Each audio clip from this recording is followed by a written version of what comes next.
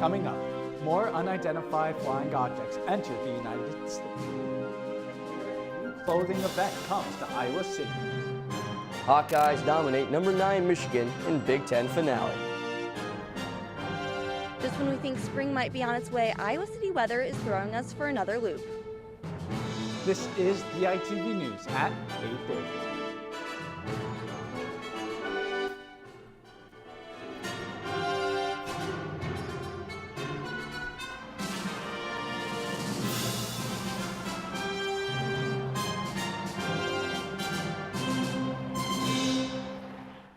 Good morning and thank you for tuning in live to DITV in KRUI 89.7 FM. I'm Johnny Valtman.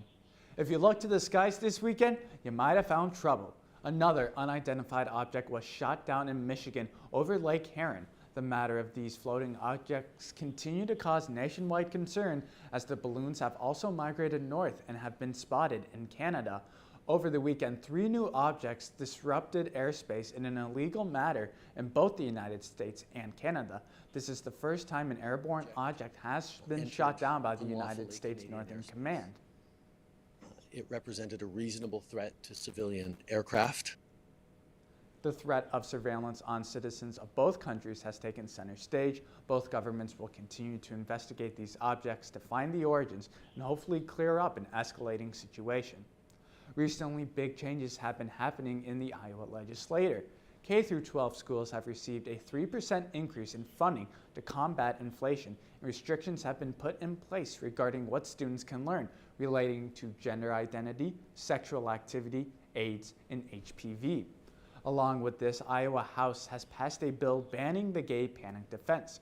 This means a victim's sexual orientation or gender identity cannot be used as a valid defense for a dangerous crime. With millions of people now homeless and 33,000 reported dead in Turkey and Syria after a 7.8 magnitude earthquake struck the region on last Monday, local governments have detained more than 100 contractors as they assess whether they followed building regulations. The area has experienced aftershocks that would qualify a decent-sized earthquake themselves. So it was a very powerful event that would challenge even code-compliant buildings. However, what we are seeing here is definitely telling us that there was something wrong in those buildings. 6,500 buildings collapsed as a result of the earthquake and its unusually strong aftershocks as aid and humanitarian efforts continue to pour in from around the world.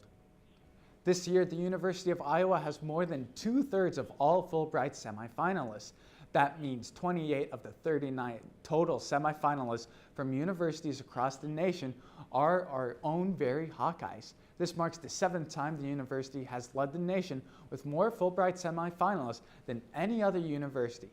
Fulbright scholarships are granted to encourage cultural and academic exchanges between the U.S. and other countries. Now we had such a nice weekend, Ashley. What is in store for this week's forecast? Well, Johnny, it's another roller coaster this week in terms of the weather forecast. I'm live outside right now where it's currently just 30 degrees, and I gotta say, it's not too bad out here this morning. But starting off the week, today is going to have sunshine and blue skies, and the high will be 50 degrees with a low of 29.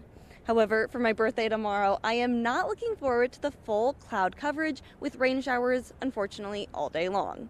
The high is going to be 48 degrees with a low of 34, but we're in for a very soggy Valentine's Day.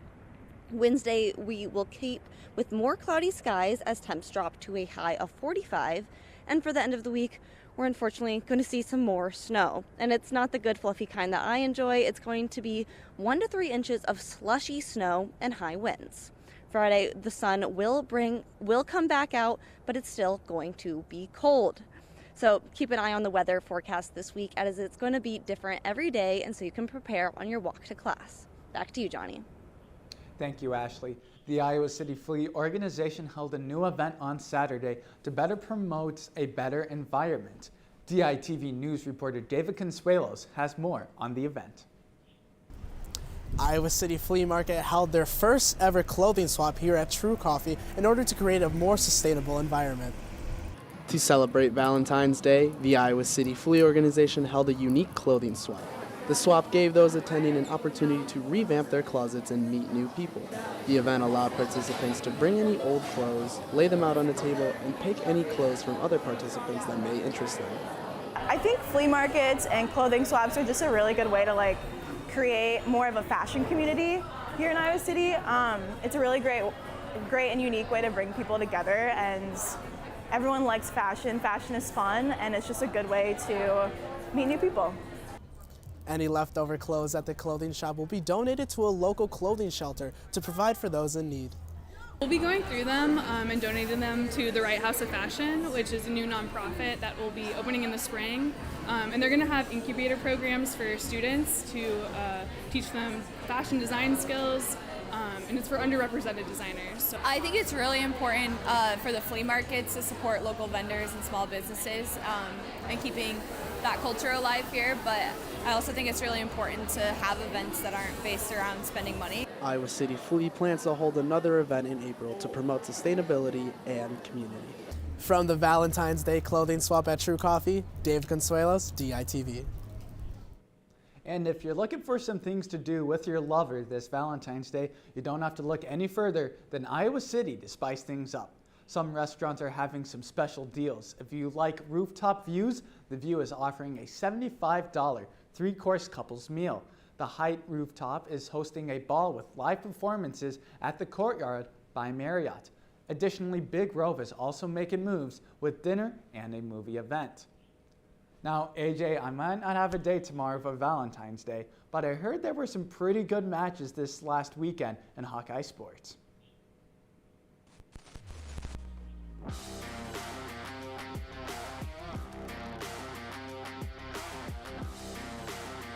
That's right, Johnny. The number 2 ranked Iowa wrestling team had a great match against the number 9 ranked Michigan Wolverines last Friday, defeating them 33-8.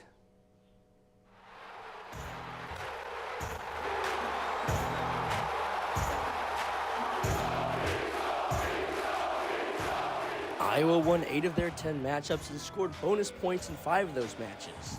The Hawks opened the meet with 7 straight victories and improved to 14-1 overall and finished 7-1 in Big Ten action. Iowa's Spencer Lee won his 51st consecutive match by scoring a major decision over number 14 ranked Jack Medley. Brody Teske and Jacob Warner each won by tech fall at 133 and 197 respectively. Kobe Siebrecht brought the fireworks at 157 with a sudden victory upset decision over number 10 Will Luan. The match was tied 1-1 after 3 periods, but Kobe Siebrecht fought out of a takedown into a reverse and was awarded 2 points and the victory. Years past, I've kind of been holding back, and now I've really been emphasizing letting it fly in my match and just trying to score points, really. Let it fly and put them on a highlight reel. Patrick Kennedy also let it fly at 165 when he pinned unranked Alex Wesselman, who stepped in for number 6 ranked Cameron Amin. They're without some guys. I mean, that doesn't, that has to be said. Iowa will close out the regular season against Oklahoma State on Sunday at Carver Hawkeye Arena before preparing for the Big Ten tournament, which starts March 4th in Ann Arbor, Michigan.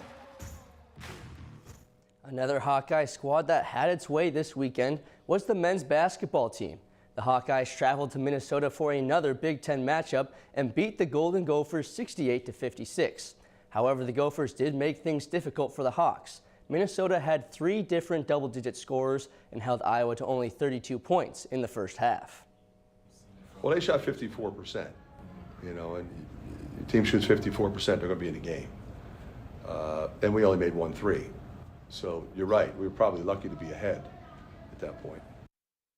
Iowa's Chris Murray, however, scored 18 points in the second half and had 7 rebounds to go along with it to register his 6th double-double of the season.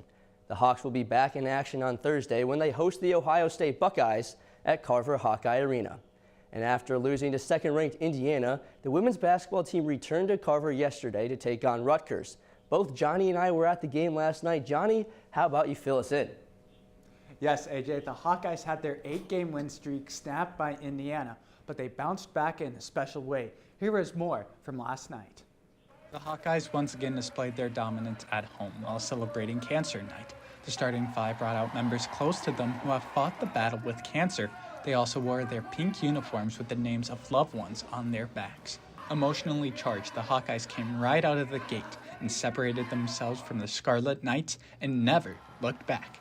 Defense leads to offense as the Hawkeyes produced 23 points off of turnovers. Iowa dominated the paint, generating 54 points down low. We were getting stops on the defensive end, and we were able to run in transition. And you know how good we are in transition, so I think it started with our defense. Caitlin Clark registered another double-double despite only playing 20 minutes, but the X factor in this game, Iowa's bench. Molly Davis led the team with 17 points off the bench. Iowa's bench single-handedly outscored Rutgers' entire team 61-57. Every player who suited up, played, and scored. Maybe it's not important to everybody else, but for us, for everybody to get in their pink uniform with somebody's name on their back of their uniform, honoring somebody that, is either, fought cancer, passed from cancer, that's important to us. When the final buzzer sounded, Iowa walked away with an astounding 111-57 win. The win clinches a 7th straight 20-win season under coach Lisa Bluder.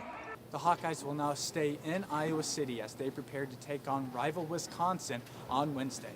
From Carver Hawkeye Arena, Johnny Valtman, DITV Sports. Thanks, Johnny. And the Iowa Jimhawks took over Extreme Arena for the first time this season on Saturday and upset the number 12 ranked Michigan State Spartans 196.15 to 195.725.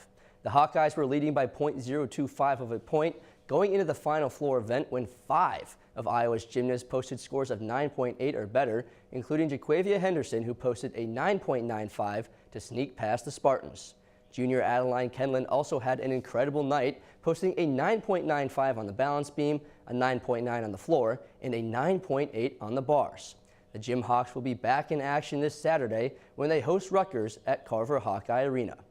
And last night, the Kansas City Chiefs and Philadelphia Eagles squared off for their highly anticipated Super Bowl. The Eagles' offense led the charge in the first half, guiding them to a 24-14 lead. After Rihanna's performance, the Chiefs flipped the tables and caught up to Philly. Kansas City scored 17 points in the fourth quarter, leading them to their second Super Bowl in 4 years. Patrick Mahomes won the game's MVP award for tossing 3 touchdowns. And arguably an even bigger game went on last night, the Puppy Bowl. The 19th annual game was the first to go into an overtime matchup between Team Rough and Team Fluff. The event showcases 122 puppies selected from 67 animal shelters from around the country. All of the dogs in the event are rescues, and many are still looking for their forever homes. That's all we have for you in sports today, but let's send it back to Ashley for one last look at the weather. Thanks, AJ. The longer I'm out here, the colder I'm getting, but I'm excited for it to warm up a little bit later today. And just a reminder, we're going to be seeing all sorts of weather this week, from sunny to cloudy to rainy to snowy. So check your forecast and stay safe and have a happy Valentine's Day, everyone. Back to you, Johnny. Thanks, Ashley. An owl is leaving a college library a little smarter. Last Monday, an owl flew into the chimney at Agnes Scott College Library near Atlanta, Georgia. The school dimmed the lights and brought in falconeers to rescue the owl. The owl was finally safely captured and released on Friday. Thank you for tuning in to DITV News and listening to KRUI 89.7 FM. Be sure to head over to thedailyiowan.com for all your latest news between Monday and Friday. And check out more of our content on thedailyiowan.com/DITV. I hope you all have a wonderful Valentine's Day, and remember, love is a dangerous thing, so please be safe. For DITV News, I'm Johnny Valtman. Have a great day.